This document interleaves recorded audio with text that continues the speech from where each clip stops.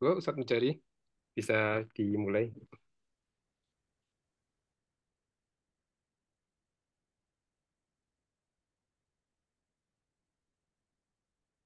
Cek satu dua tiga.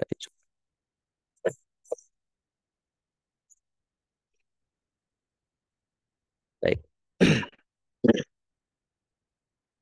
Baik Bapak Ibu, insyaallah secara segera kita mulai. Bismillahirrahmanirrahim. Assalamualaikum warahmatullahi wabarakatuh. Alhamdulillah. Alhamdulillahi rabbil alamin. Wa bihi nasta'in wa ala umurid dunya waddin. Wassalatu wassalamu ala ashrafil anbiya'i wal mursalin. Sayyidina wa maulana Muhammadin wa ala alihi wa ashabihi wa man tabi'ahum bi ihsanin ila yaumiddin amma ba'd. Bapak Ibu peserta ngopi bareng IKADI, ngaji online pagi bersama IKADI Daerah Istimewa Yogyakarta yang dimuliakan oleh Allah Subhanahu wa taala. Pada hari ini Sabtu 17 Agustus 2024, insya Allah kita akan melanjutkan kembali acara ngopi bareng IKADI yang insya Allah pada kesempatan pagi hari ini akan dibersamai oleh Al Ustadz Ahmad Dahlan LCMA yang pada kesempatan pagi hari ini akan mengambil tema berguru pada Rasulullah Shallallahu Alaihi Wasallam, pembahasan hadis arba'in yang keempat. Bapak Ibu yang dimuliakan oleh Allah Subhanahu Wa Taala, eh, langsung saja acara kita pada kesempatan pagi hari ini akan kita mulai. Silahkan Bapak Ibu menyiapkan diri dengan sebaik-baiknya. Mari kita awali dengan membaca basmalah. Bismillahirrahmanirrahim. Bapak Ibu yang dimuliakan oleh Allah Subhanahu wa taala, langsung saja kita sampaikan kepada Ustadz Ahmad Dahlan LCMA untuk memulai acara pada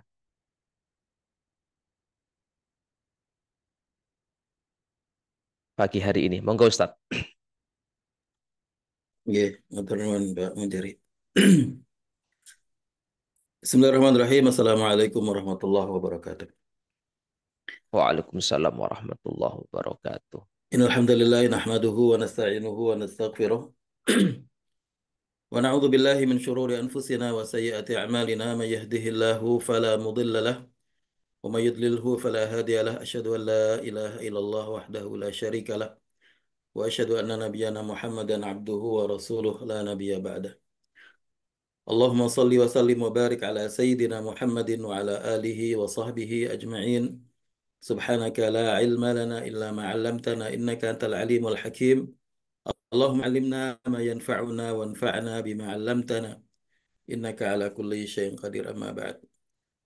Bapak dan Ibu sekalian yang dirahmati Allah Subhanahu wa taala, alhamdulillah dengan izin dan karunia Allah Subhanahu wa taala kita bisa hadir kembali dalam kajian online kita hari ini, hari Sabtu, bertepatan dengan 17 Agustus, hari kemerdekaan negara kita. Kita bersyukur kepada Allah Subhanahu wa taala bahwa kita bisa menikmati kehidupan yang merdeka, yang tidak terjajah.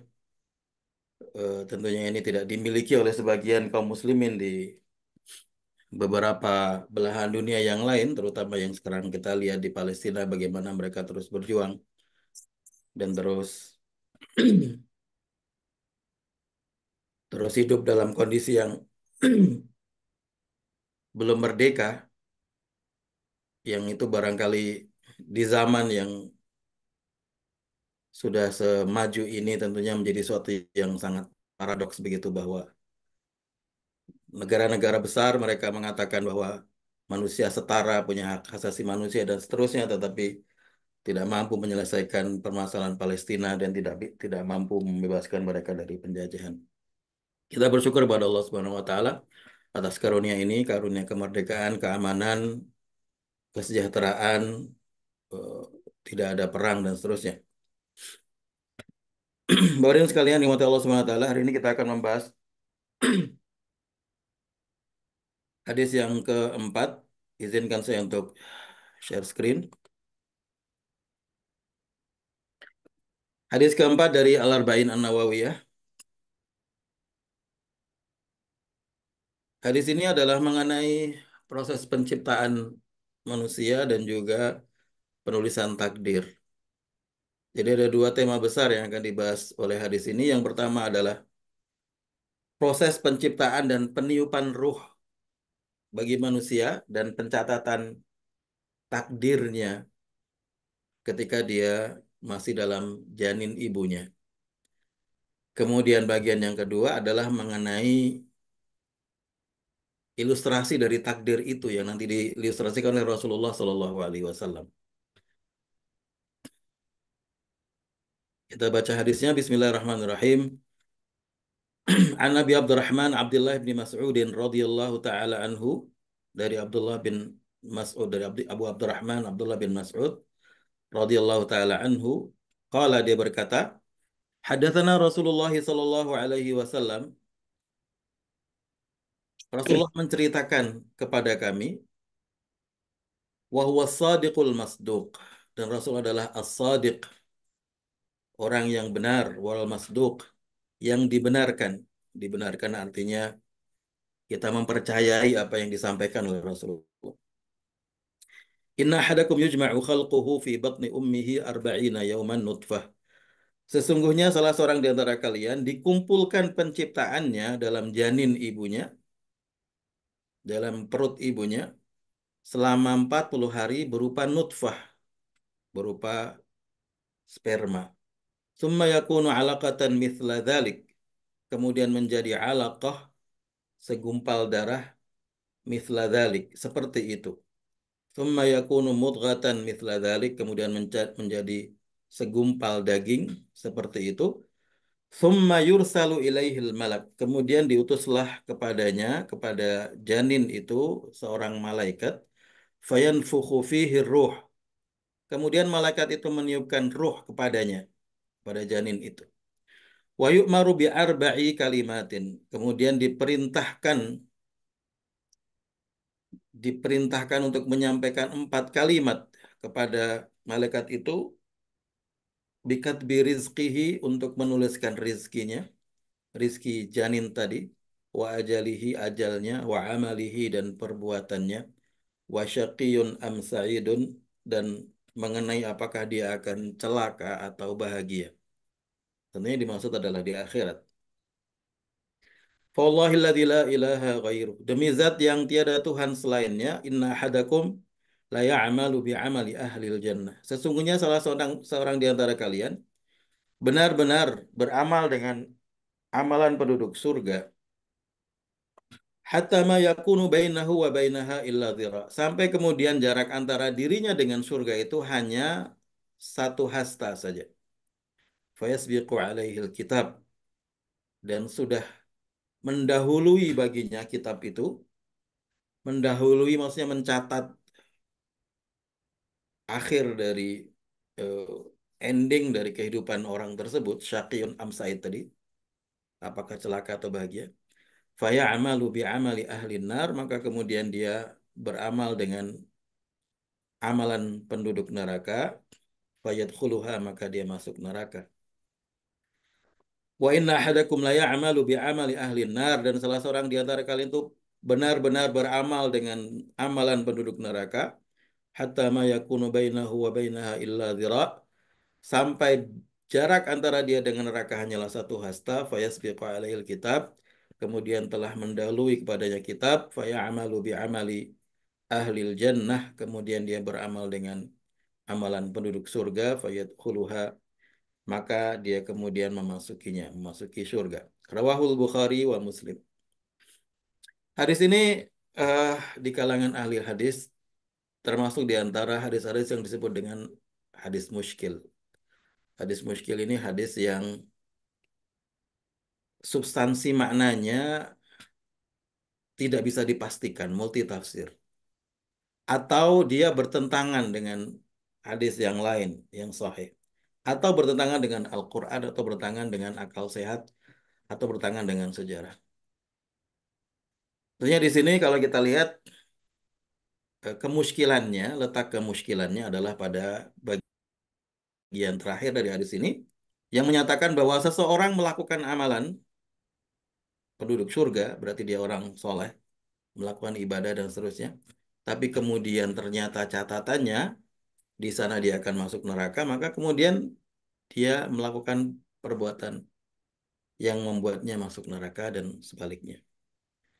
Jadi kemuskilannya terletak pada eh, orang menanyakan atau mempertanyakan, kok dia sudah baik dari awal tiba-tiba kemudian karena di sana tertulis bahwa dia masuk neraka, kemudian dia berubah menjadi orang jahat dan kemudian masuk neraka.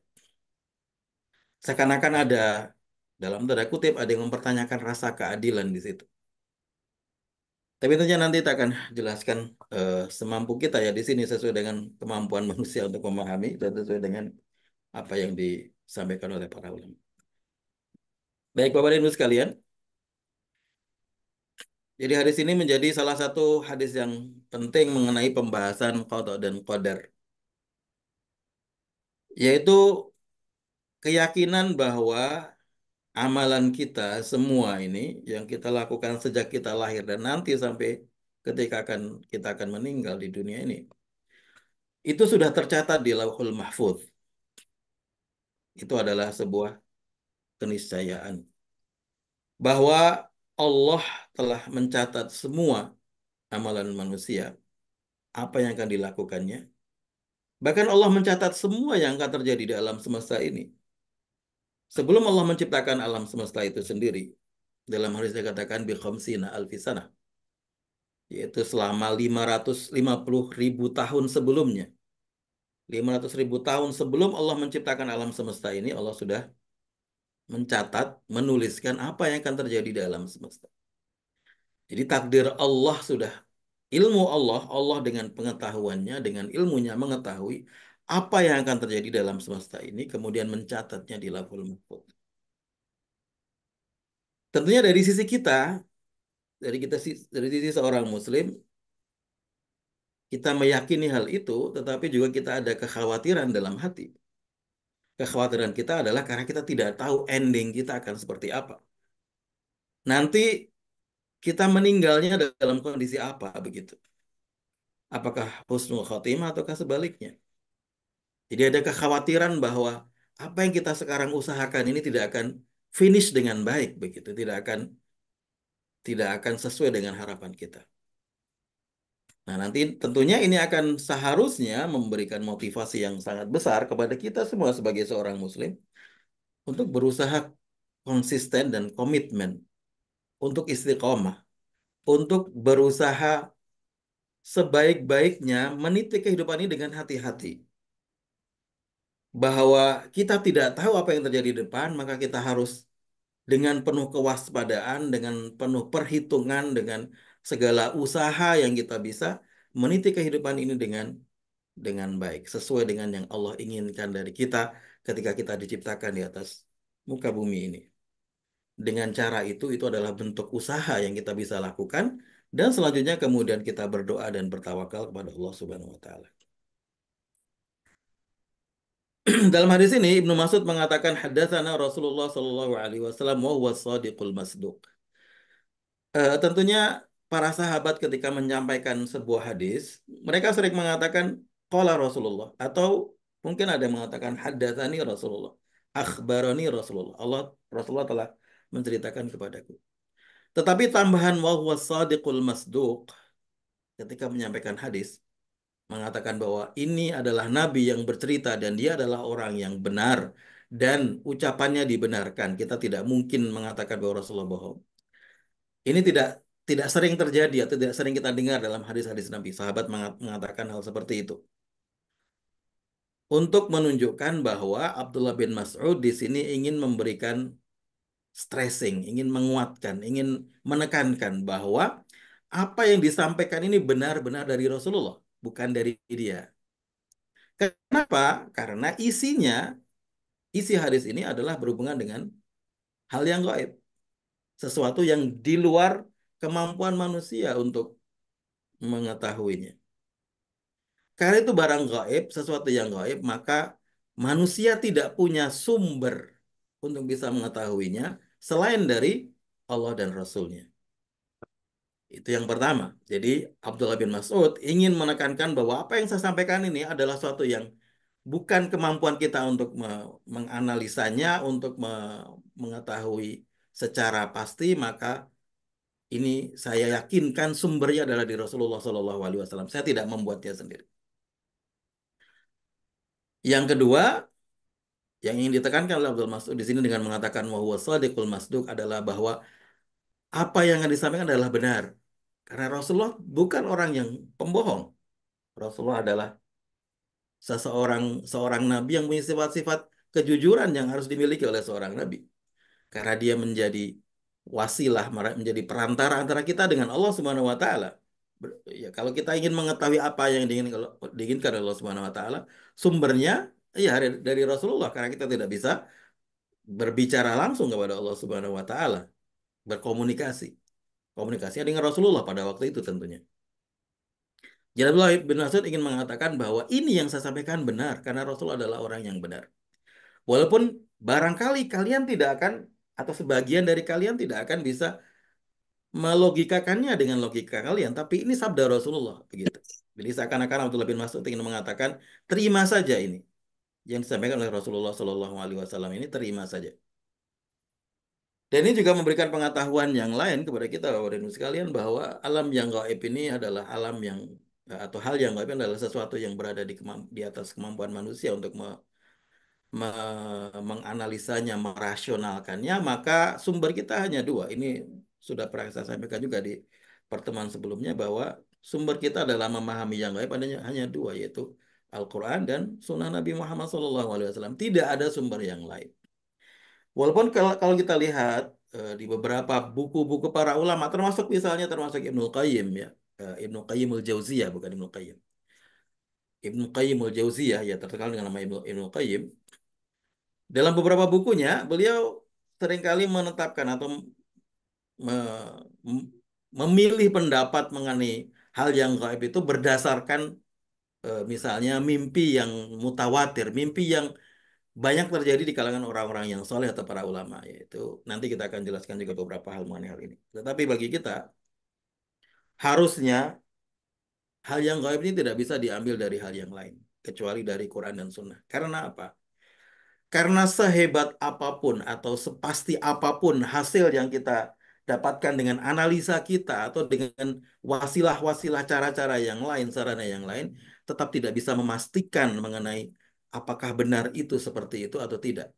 Karena memang yang gaib itu berada di atas jangkauan manusia untuk bisa mencapainya. Nanti kita akan jelaskan misalnya mengenai roh nanti ya, beberapa hal mengenai roh. Jadi itu yang pertama mengenai kenapa Abdullah bin Mas'ud menambahkan kata as-sadiqu al-masduq. Dan ini jarang kita dengar dalam hadis-hadis yang lain. Rasulullah bersabda, "Inna ahadakum yujma'u khalqu fi batni ummihi arba'ina yawman nutfah." Rasulullah menjelaskan mengenai proses penciptaan manusia diawali dengan nutfah. Nutfah ini artinya adalah sperma, kemudian alaqah. Alaqah adalah segumpal darah. Kemudian mudghah, yaitu segumpal daging. Jadi Rasulullah menyebutkan tiga proses di sini. Dari mulai sperma, kemudian menjadi segumpal darah, kemudian menjadi segumpal daging. Dalam hal ini Rasulullah mengatakan arba'ina yauman nutfah summa yakunu alaqatan mithla dzalik. Mithla dzalik artinya seperti itu. Seperti itu tuh maksudnya apa? Ya kalau secara tekstual atau makna yang paling dekat dengan kata mithla dzalik di sini adalah bahwa tadi Rasul mengatakan arba'ina yauman nutfah 40 hari berupa sperma summa yakunu alaqatan mithla dzalik. Mithla dzaliknya kembali kepada arba'in 40 hari.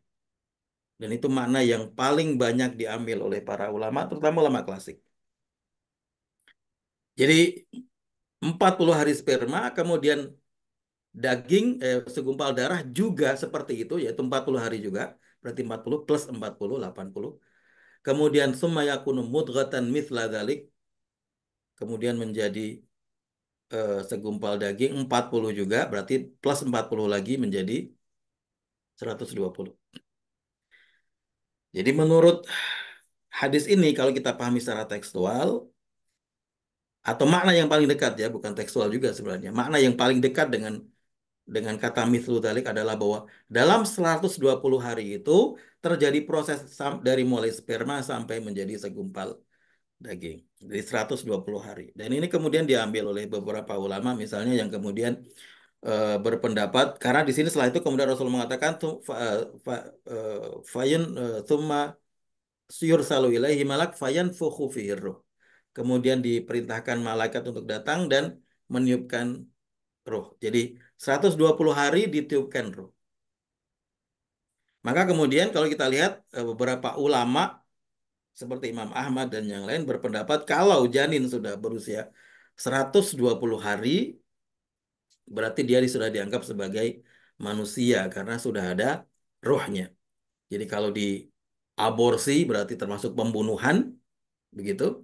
Jadi termasuk hukumnya adalah membunuh, berarti membunuh harus dibunuh dan seterusnya. Dan kemudian juga ada konsekuensi yang lain mengenai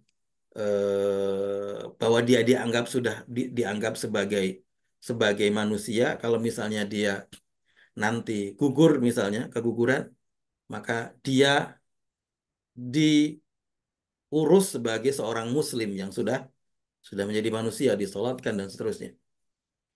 Ya, dengan pendapat bahwa 120 hari ini adalah peniupan ruh dari mulai sperma sampai menjadi segumpal daging dan kemudian peniupan ruh. Tapi kemudian Bapak Ibu sekalian, ternyata kita menemukan hadis yang lain ya.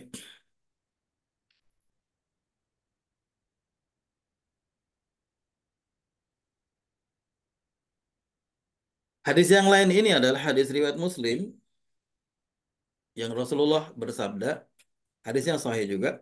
Idza marra bi nutfati thintani wa arba'una lailah ba'atsallahu ilaiha malakan. Ketika nutfah sperma dengan proses yang dilaluinya itu sampai pada umur 20 sampai pada umur 42 malam, 42 hari. Ba'atsallahu ilaiha malakan. Allah mengutuskan seorang malaikat, fasawwaraha. Maka kemudian malaikat itu menggambar, ya membentuknya dengan bentuknya, bentuk manusia. Fasawwaraha wa khalaqa sam'aha. Allah kemudian menciptakan pendengarannya, bukan menciptakan telinganya ya, menciptakan pendengarannya. Berarti dia sudah bisa mendengar. Wa sam'aha wa basaraha dan penglihatannya, wa jildaha wa lahmaha wa azmaha dan menciptakan kulitnya, dagingnya dan tulangnya. Baik, jadi hadis ini agak berbeda dengan hadis yang kita baca tadi karena kalau kita membaca hadis yang tadi dan memahaminya dengan pemahaman yang paling dekat ya dengan makna hadis itu prosesnya adalah 120 hari dari mulai sperma sampai ditiupkan ruh. Tapi kalau hadis ini tadi 42 hari itu sudah Allah ciptakan bentuknya dan pendengarannya, penglihatannya. Artinya dia sudah ada ruhnya di situ. Maka memang para ulama juga eh, berbeda pendapat mengenai peniupan ruh, tetapi tadi saya mengatakan bahwa sebagian besar ulama klasik ya, mereka berpendapat yang tadi itu 4 bulan, 120 hari. 120 hari itu kan 4 bulan ya. Atau ada yang mengatakan 4 bulan 10 hari dan seterusnya. Ya ada perbedaan tapi kebanyakan merujuk kepada hadis yang tadi. Karena hadis tadi lebih terkenal. Walaupun sama-sama riwayat Muslim, tapi hadis tadi lebih terkenal. Bukti bahwa dia lebih terkenal, Imam Nawawi memasukkannya dalam Arba'in Nawawi ya. Tapi tidak memasukkan hadis yang tadi ya. Hadis yang tadi saya baca terakhir tadi. Nah, yang seperti ini Bapak dan sekalian, tentunya kita memerlukan ilmu pengetahuan modern juga untuk bisa untuk bisa memastikan. Ya bukan memastikan ya sebenarnya, tapi untuk bisa memilih pendapat yang lebih kuat. Kalau kita lihat ilmu pengetahuan modern, kita akan menemukan seperti ini Bapak Ibu sekalian. Ini adalah gambar dari proses janin dari hari pertama sampai 49 hari. Jadi ilmu pengetahuan modern tentunya dengan alat yang sekarang dimpunyai manusia, mereka bisa bisa melihat ini ya, bisa bisa menggambar. Kan sekarang ada USG yang 3D itu ya, atau 4D namanya, yang bisa kelihatan seperti gambar yang utuh. Nah, gambarnya seperti ini. Dan kalau kita lihat di 42 itu sudah membentuk gambar manusia ya. Sudah seperti manusia walaupun belum sempurna. Sudah ada daun telinganya, sudah ada tangannya, sudah ada kakinya dan seterusnya. Ketika 35 hari ini bentuknya masih seperti ya bahasa kita apa nih sikot tetap oh ya. Saya nggak tahu kalau secara ilmu pengetahuan. Bentuknya hampir seperti kecebong ya Bapak Ibu sekalian. Tapi ketika 42 hari sudah seperti bentuk manusia. Jadi ini sesuai dengan hadis yang tadi itu yang terakhir saya baca. Dan kemudian penelitian yang lain menemukan bahwa di umur 42 hari itu sudah ada gelombang otak. Jadi otaknya dites dengan ada alat yang bisa untuk mengecek gelombang otak. Jadi otak itu memancarkan gelombang yang bisa dites oleh alat tersebut. Dan di 42 hari ternyata sudah ada gelombang yang keluar dari otak itu. Artinya sudah ada otak, sudah bekerja. Artinya bahwa itu sudah ada ruhnya. Begitu. Dan itu akan terus berkembang selama beberapa hari selanjutnya. Ya, sampai 45 hari itu semakin sempurna, semakin sempurna. Nah, dengan ini maka sebenarnya baru sekalian kalau kita jadi kembali kepada pembahasan tadi ya bahwa kita perlu menggunakan juga ilmu pengetahuan modern untuk memilih pendapat-pendapat ketika terjadi perbedaan dan perbedaan itu di antara sebabnya adalah karena keterbatasan manusia untuk memastikannya. Eh, Misalnya dulu ketika yang pernah saya sampaikan seperti misalnya ketika kita membaca hadis la adwa wala tiyarah, tidak ada penyakit menular. Kalau kita lihat sebagian ulama yang dulu ya mengatakan tidak ada penyakit menular ya tidak ada penyakit menular begitu saja begitu secara tekstual. Tapi sekarang kita bisa memastikan bahwa penyakit itu ada yang bisa menular dengan ilmu pengetahuan modern.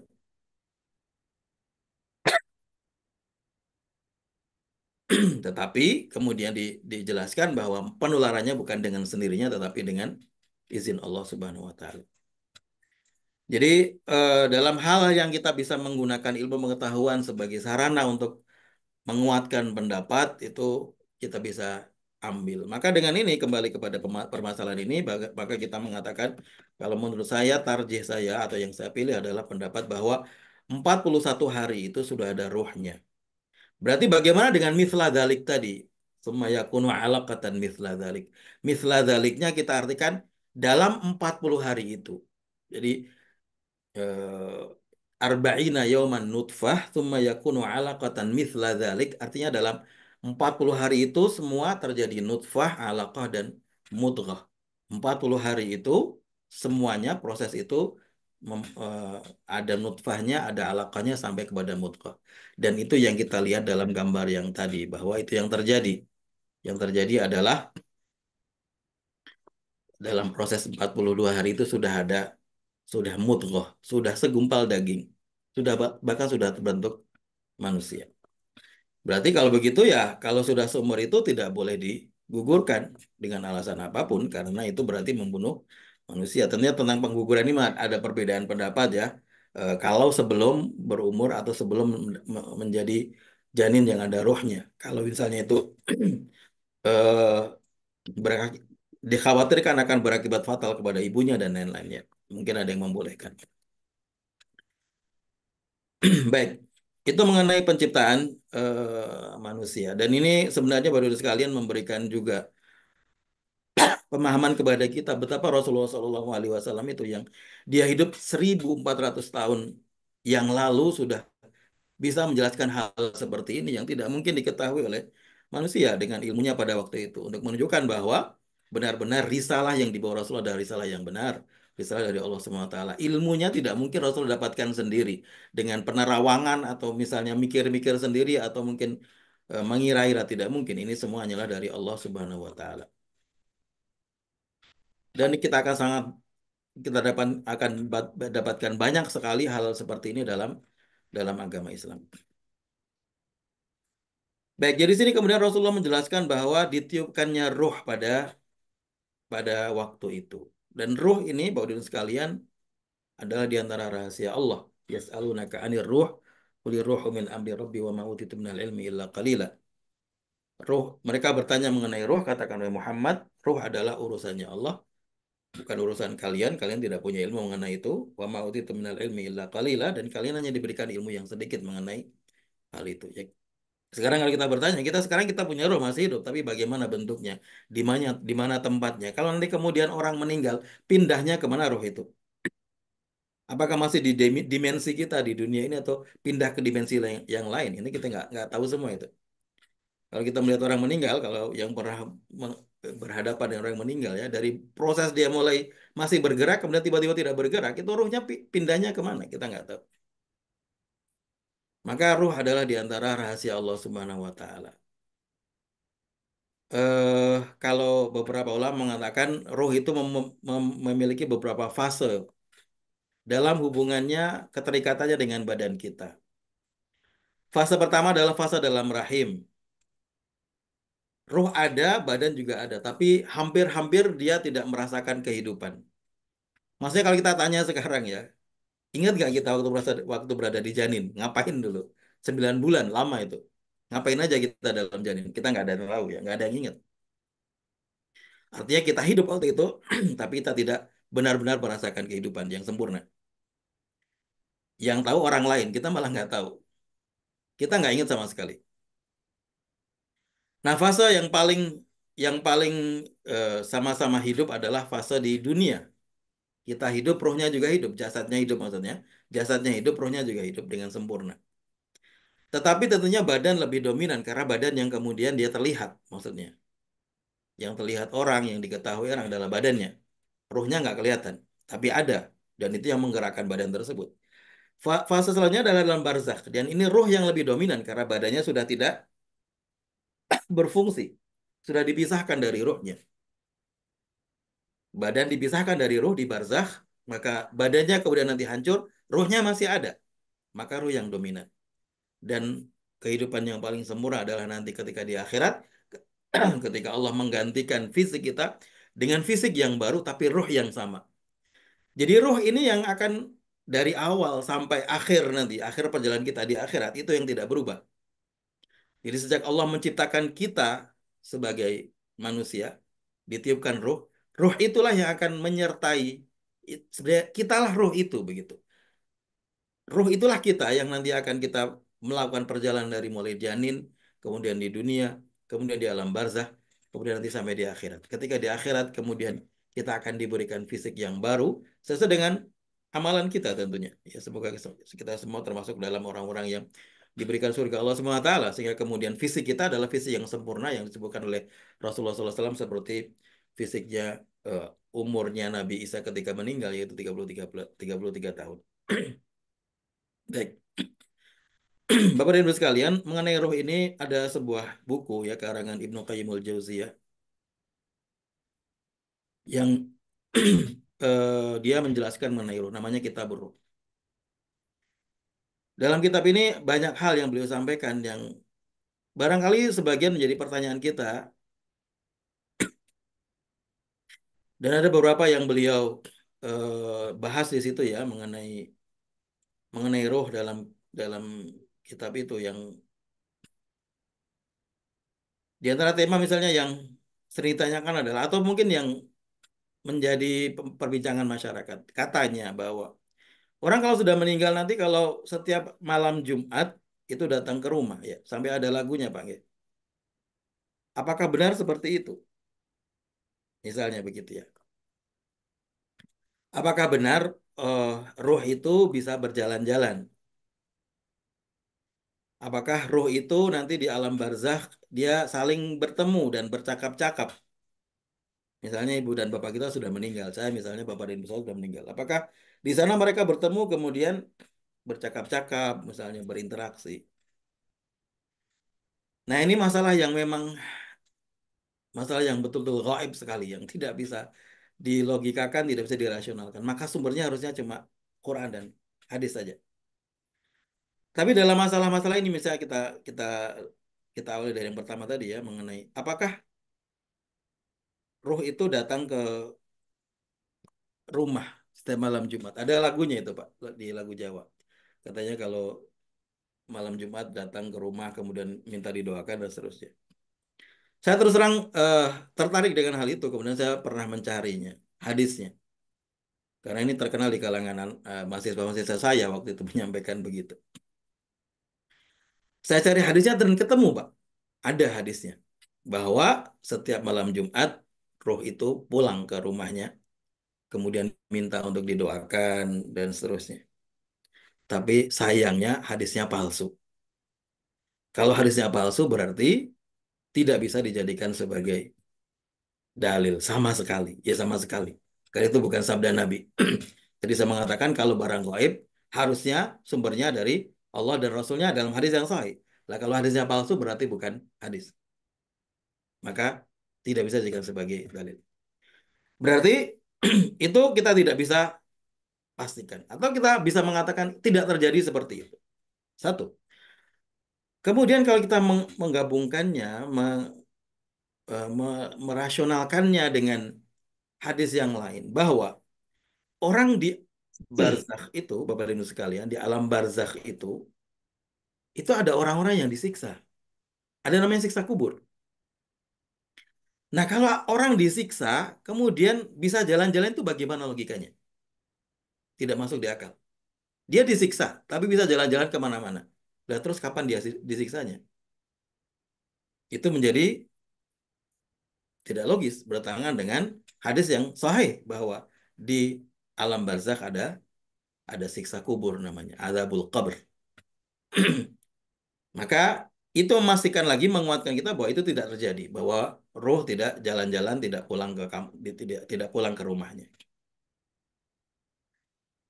Tetapi kemudian pertanyaan yang lain ini ditanyakan atau dibahas oleh Ibnu Qayyim al-Jauziyah mengenai apakah roh itu mereka saling saling berinteraksi di alam kubur.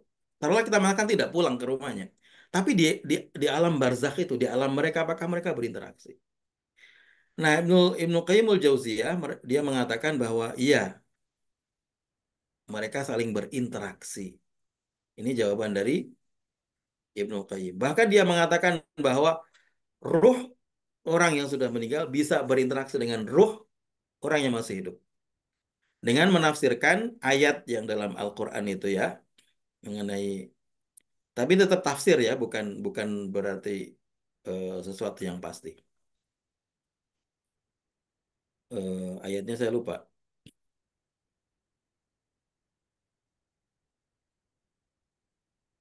Ya nanti kita eh, kita baca lagi kalau ada, kalau ketemu. Jadi ada ayat yang mengatakan bahwa Allah yang mematikan manusia ketika tidurnya, kemudian mengembalikannya nanti ruhnya itu ketika dia bangun lagi. Ya, dalam surat Al berfirman, Allahu yatawaffal anfusa hina mautiha. Allahu yatawaffal anfusa hina mautiha wallati lam tamut fi manamiha. Allah yang mematikan jiwa-jiwa itu ketika dia mati. Wallati lam tamut fi manamiha, dan ada jiwa-jiwa roh-roh yang tidak mati ketika tidur. Fayumsikullati qada 'alaihal maut. Allah kemudian memegang, tidak mengembalikan ruh yang sudah ditetapkan dia meninggal. Jadi ketika tidur, ruhnya diambil, tidak dikembalikan. Wa yursilul ukhra. Kemudian yang lain sebagian dikembalikan lagi kepada jasadnya ila ajalin musamma sampai waktu yang ditentukan. Inna fi dzalika laayatin liqaumin yatafakkarun. Sesungguhnya ada tanda bagi orang yang berpikir. Ibnu Abbas mengatakan bahwa ayat ini menunjukkan berarti orang yang meninggal itu bertemu ruhnya dengan ruhnya orang yang masih hidup ketika tidur ya. Tapi ini sebenarnya tafsirnya juga tafsir ya, bukan bukan makna yang kita mana eksplisit dari ayat ini. Dan itu kemudian juga diambil oleh Ibnu Qayyim. Tetapi Bapak Ibu sekalian, sekali lagi tidak ada dalil yang pasti mengenai hal ini. Jadi kita tidak bisa memastikan. Saya sendiri lebih cenderung untuk tidak mengambil pendapat ini karena ya tadi kembali kepada prinsip bahwa kalau itu barang gaib maka harusnya dalilnya Quran atau hadis dan harus jelas, harus pasti. Bagaimana dengan kalau diberi salam? Kita diperintahkan kalau masuk kubur untuk memberi salam kepada orang yang sudah meninggal. Nah, ini ada hadisnya. Hadisnya bahwa kita diperintahkan memberi salam dan kemudian roh itu bisa mengetahui. Tapi di sisi lain juga kita akan ketemu dengan hadis yang lain, Bapak Ibu sekalian, mengenai atau ayat yang lain bahkan yang Allah mengatakan engkau tidak bisa membuat orang yang meninggal bisa mendengar. Jadi sebenarnya juga ada permasalahan di sini dan kemudian nanti ada perbedaan pendapat mengenai apakah itu maknanya memang eksplisit seperti itu, secara tekstual seperti itu ataukah makna yang lain. Jadi tidak bisa dipastikan juga. Tapi kalau pertanyaannya apakah dalam kubur ada siksa kubur? Apakah ruh itu disiksa? Jawabannya iya, karena itu dalilnya mutawatir, sangat banyak sekali bahwa ada siksa kubur. Bahkan di Quran juga ada. Apa yang menyebabkan atau dosa apa yang menyebabkan orang disiksa? Ada beberapa dosa yang disebut dalam hadis, misalnya orang yang suka mengadu domba, orang yang tidak bersuci dari buang air kecil, orang yang suka berbohong, orang yang suka berzina, orang yang memakan riba. Ini semua yang eksplisit disebut dalam hadis yang menjadi penyebab siksa kubur. Dan pastinya ada dosa-dosa yang lain juga. Sebagaimana juga ada ayat-ayat atau hadis-hadis yang menjelaskan mengenai bagaimana cara kita supaya terbebas dari azab kubur atau dilindungi dari azab kubur. Di antaranya misalnya eh, membaca surat Al-Mulk. Surat Al-Mulk ini kalau dibaca setiap malam oleh Rasulullah dikatakan maka akan membebaskan kita dari fitnah kubur. Perlu diketahui bapak sekalian di kubur ada dua hal ya, fitnah dengan azab. Ini berbeda. Ya walaupun berhubungan. Fitnah kubur itu artinya adalah pertanyaan malaikat mungkar dan nakir ketika pertama kali orang itu meninggal. Dalam hadis Al-Bara bin Azib, riwayat Imam Ahmad, hadisnya sangat panjang sekali mengenai proses ketika orang meninggal. Bagaimana roh itu dicabut, kemudian naik ke atas ke langit dan kemudian kembalikan ke bumi. Ini ada penjelasannya lengkap di hadis itu. Ya, hadisnya sangat panjang. Intinya adalah di situ menjelaskan mengenai kalau orang Muslim dicabut dengan cara yang sangat sangat halus seperti air yang menetes dari mulut cangkir. Jadi pelan-pelan. Begitu digambarkan Rasulullah.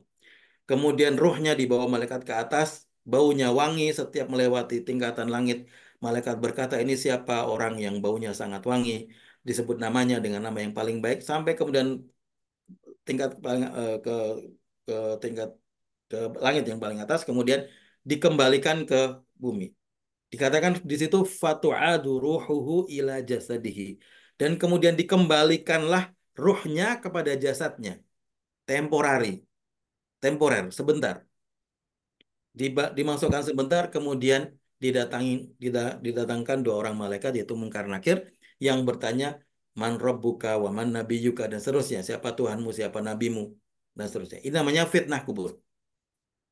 Nah, fitnah kubur ini kalau dia tidak bisa menjawab, maka kemudian ada azabnya. Jadi ada korelasi antara fitnah kubur dengan azab kubur. Walaupun nanti ada azab kubur yang lain yang bukan karena fitnah kubur. Yaitu tadi yang kita sebut dalam hadis yang pertama tadi mengenai orang yang suka menggunjing, orang yang suka berzina, dia ada azabnya sendiri. Namanya azab kubur, yang sendiri tanpa ada fitnah kubur. Tapi fitnah kubur ini juga ada azabnya kalau dia tidak bisa menjawab. Maka udah dalam tradisi kita ya, tradisi umat Islam Indonesia, saya kira mungkin di tempat lain nggak ada. Itu ada talqin ketika orang dikuburkan, kemudian dikasih tahu, ya Fulan ibnu Fulan, nanti kalau ada malaikat datang, bertanya siapa Tuhanmu, katakan Tuhanku Allah dan seterusnya. Tetapi dalam hadisnya tidak ada.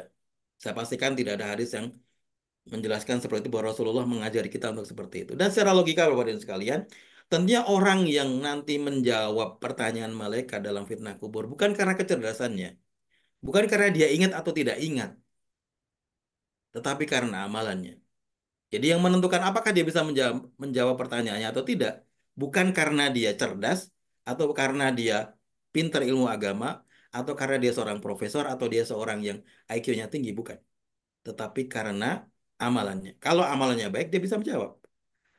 Kalau amalannya buruk, dia tidak akan bisa menjawab. Dikasih tahu seperti apapun, kalau dia amalannya buruk, tidak akan bisa menjawab. Yaitu sangat logis sekali begitu. Karena kalau seandainya ditentukan oleh kecerdasannya, berarti itu tidak, Allah tidak adil dong. Banyak orang yang tidak cerdas di dunia ini. Berarti yang bisa jawab cuma para profesor, para dokter, orang yang kuliah. Bagaimana dengan yang lain? Jadi ini sangat tidak logis kalau dikatakan bahwa dia nanti dikasih tahu maka bisa menjawab. Oleh karena itu dalam hadisnya Rasulullah mengatakan ketika orang meninggal, Rasulullah tidak mengatakan nanti kalau malaikat datang katakan Tuhanku Allah dan terusnya tidak. Rasulullah mengatakan eh, is'alu li akhikum istaghfiru li akhikum was'alu lahu tatsbit fa innahul ana yus'al.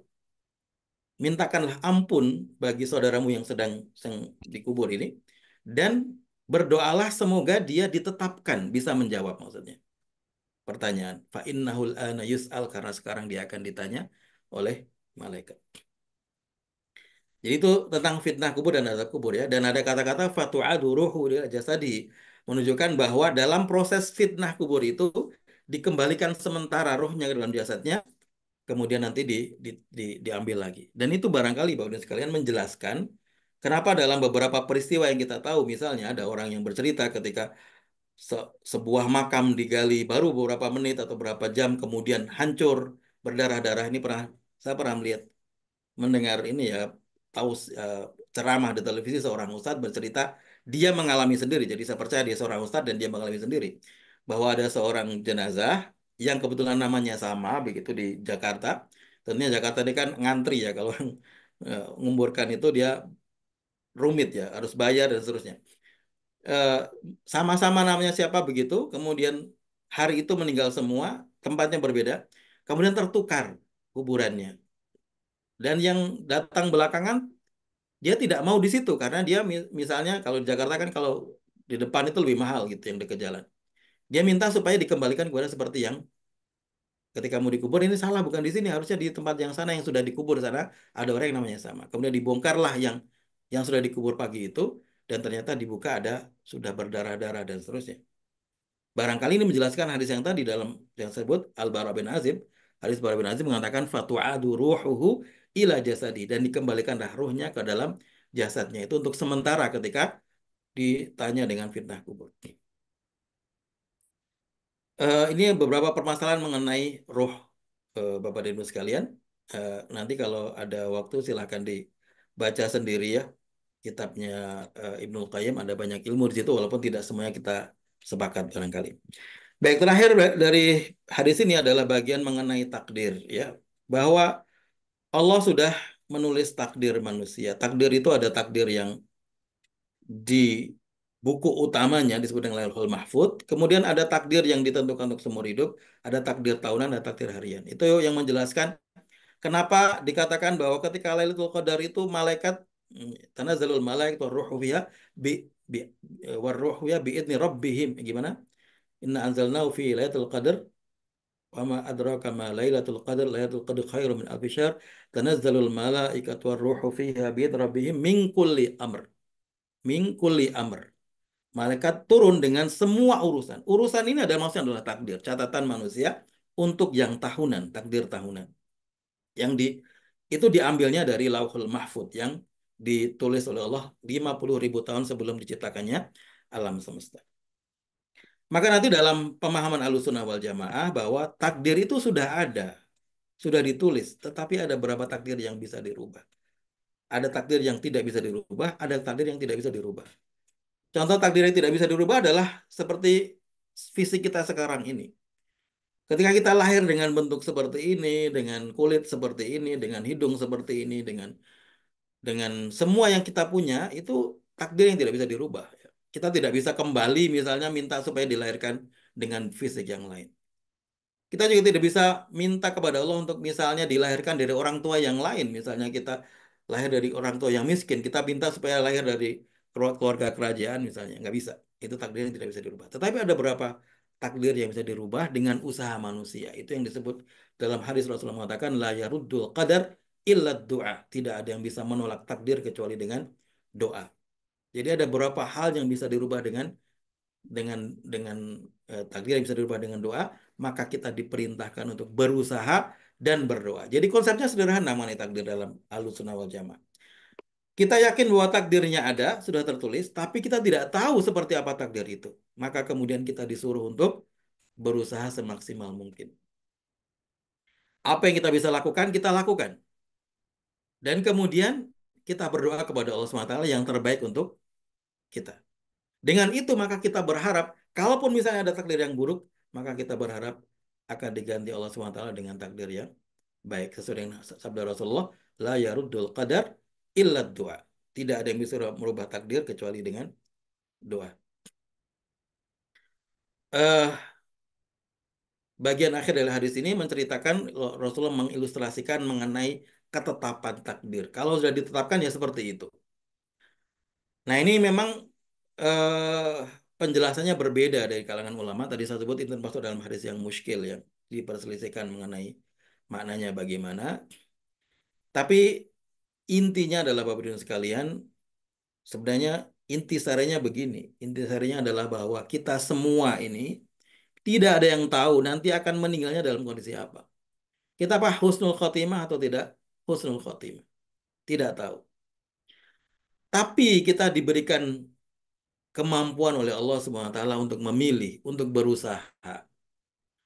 Dan usaha itu dijamin oleh Allah Subhanahu wa taala, barang siapa yang mau berusaha, maka Allah akan memberikan petunjuk dan akan meridainya. Walladzina jahadu fina lanahdiyannahum subulana. Orang yang benar-benar berusaha fina dalam jalan kami, jalan Allah, lanahdiyannahum subulana, akan diberikan petunjuk. Jadi konsepnya itu. Konsepnya kita tidak tahu tapi disuruh berusaha dan Allah berjanji kalau kita berusaha Allah akan kasih petunjuk. Maka itu yang kita lakukan. Tidak perlu merisaukan nanti apakah saya akan meninggal dalam husnul khotimah tidak atau bagaimana dengan hadis ini nanti tiba-tiba seperti itu ceritanya baik dari awal tiba-tiba kan sebelum meninggal menjadi murtad dan kemudian masuk neraka. Tentunya tidak berharap seperti itu dan kita tidak tahu seperti apa yang terjadi, tetapi yang bisa kita lakukan adalah walladzina jahadu fina lanahdiyannahum subulana. Kita berusaha semaksimal mungkin dan kemudian berdoa kepada Allah SWT. Semoga dengan usaha kita yang tetap konsisten di jalan Allah, nanti kita juga akan berbuat atau berbuah kemanisan, berbuah kebaikan, berbuah husnul khotimah di akhir hidup kita. Demikian Bapak Ibu sekalian, barangkali itu yang bisa saya sampaikan. Semoga apa yang kita pelajari bersama ada manfaatnya. Dan mohon maaf kalau ada kesalahan-kesalahan, termasuk kalau misalnya ada substansi yang salah, mohon para ulama atau para ustadz atau mereka-mereka yang lebih mengetahui bisa mengkoreksinya. Billahi taufiq wal hidayah. Wassalamualaikum warahmatullahi wabarakatuh. Waalaikumsalam warahmatullahi wabarakatuh. Terima kasih Ustadz Ahmad Dahlan. Eh, Masih ada waktu, sudah habis Ustadz jam 7 ya. Bapak Ibu yang dimuliakan oleh Allah Subhanahu wa taala, ini ada beberapa pertanyaan, nanti kita coba jawab singkat Ustadz ya. Tapi sebelumnya kita informasikan kepada seluruh jamaah Bapak Ibu yang ikut ngopi bareng IKADI pada pagi hari ini, ada beberapa informasi. Yang pertama, himbauan aksi damai Merdeka Indonesia, Merdeka Palestina. Aksi damai Merdeka Indonesia, Merdeka Palestina. Insya Allah akan dilaksanakan hari Ahad 18 Agustus 2024 pukul 7.30 sampai 10.30 di titik 0 km Yogyakarta. Bagi Bapak Ibu yang berada di Yogyakarta dan sekitarnya bisa hadir mengikuti acara aksi tersebut. Dan Bapak Ibu yang di luar Jogja juga boleh ikut. Insya Allah waktunya 7.30 sampai 10.30 waktu Indonesia bagian Barat. Yang kedua, kami dari IKADI Daerah Istimewa Yogyakarta terus menghimbau kepada Bapak Ibu semuanya dan juga menyebarkan kepada saudara-saudaranya untuk berpartisipasi atau mengikuti wakaf pembebasan lahan untuk Pondok Pesantren Asma Amanina Yogyakarta. Insya Allah donasi bisa disampaikan secara online dari website ikadi.di.com atau nanti bisa menghubungi panitia, menghubungi tim Ngopi Ikadi ketika menghendaki nomor rekening secara langsung. Itu dua informasi yang kami sampaikan, mudah-mudahan bisa direspon dengan baik. Selanjutnya Ustadz, ini ada pertanyaan, bisa dijawab ya. Yang pertama dari Pak Marjono.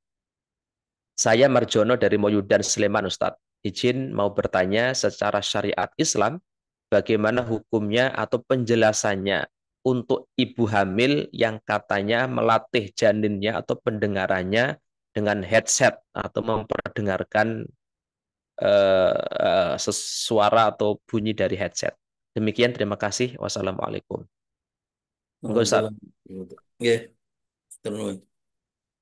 Ya, tadi sesuai dengan hadis tadi ya, bahwa umur 41 hari itu sudah ada ruhnya dan sudah bisa mendengar.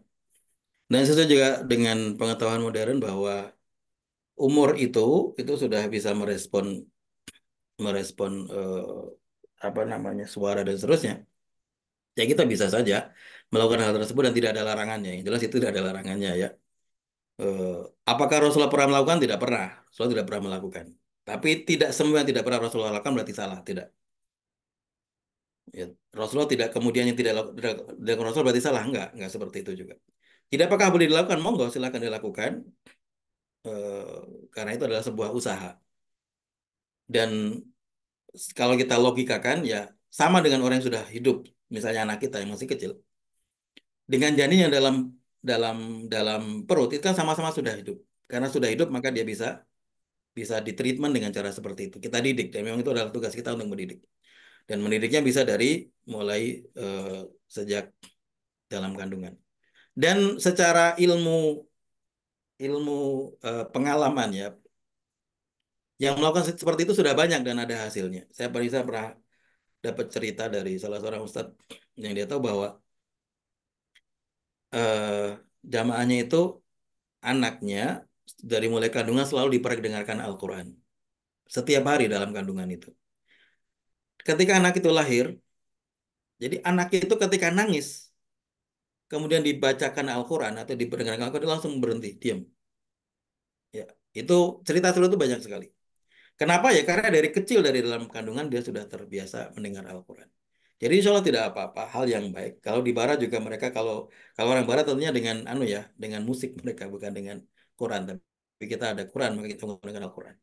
Dan juga penelitian yang di Jepang itu ya, seorang siapa namanya lupa saya namanya, yang dia meneliti air yang air itu ternyata merespon terhadap suara ya. Kalau kita nyumpahin air dengan kata-kata kotor, airnya kristalnya yang ketika dia jadi proses itu airnya dibekukan dalam suhu berapa menjadi kristal salju. Kristalnya itu bentuknya jadi berantakan kalau kita marah-marahin.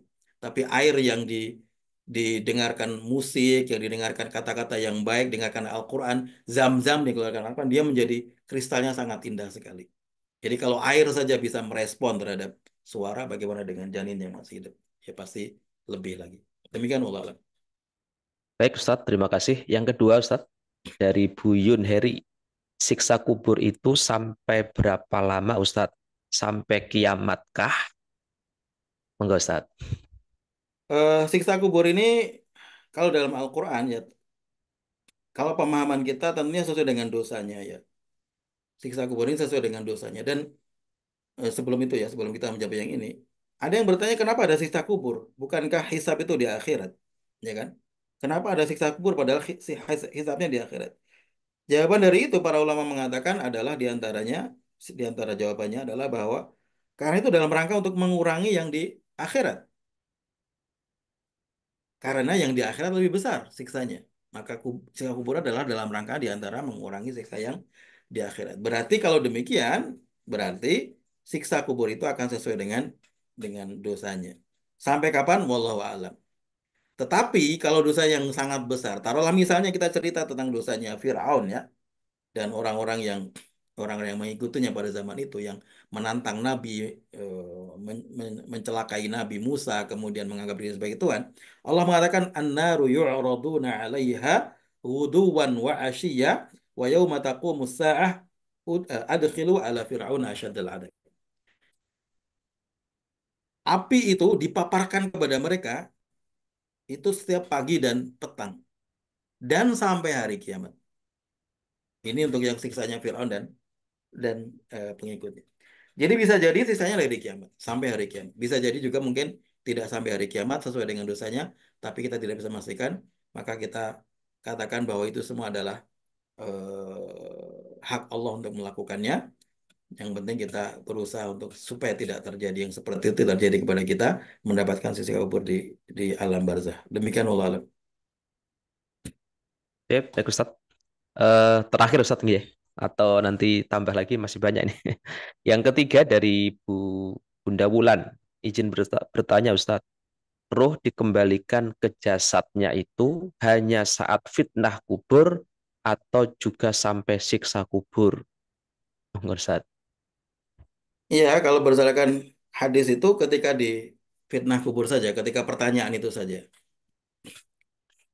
Karena tadi saya mengatakan ada beda antara fitnah kubur dengan siksa kubur. Fitnah kubur ada korelasi dengan siksa, tetapi siksa itu adalah siksa yang berkorelasi dengan fitnah adalah konsekuensi dari tidak bisa menjawab dari fitnah kubur, pertanyaan dalam kubur. Tapi ada siksa kubur yang dia konsekuensi dari dosa yang dilakukan di dunia. Jadi yang dikembalikan ruhnya adalah ketika proses fitnah kubur itu. Sedangkan setelah itu ya sudah tidak dikembalikan dan bukti bahwa tidak dikembalikan adalah bahwa fisik manusia ketika dikubur itu dia akan rusak karena tidak ada ruhnya. Berarti dia sudah tidak bisa diapa-apakan lagi, nggak ada respon terhadap rangsangan apapun gitu. Jadi ya dikembalikannya adalah ketika proses fitnah kubur saja, bukan setelah itu. Wallahu alam. Sip.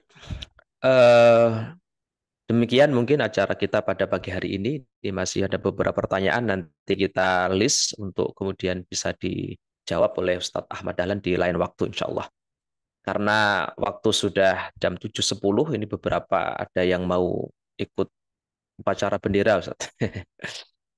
Mari kita cukupkan pertemuan kita pada pagi hari ini. Namun sebelumnya kami ingatkan kembali untuk himbauan aksi Merdeka Indonesia, Merdeka Palestina untuk hari Ahad tanggal 18 Agustus 2024 pukul 7.30 sampai 10.30 di titik 0 km Yogyakarta. Mari kita ajak saudara-saudara kita untuk mengikuti acara aksi bela Palestina dengan tema Merdeka Indonesia, Merdeka Palestina.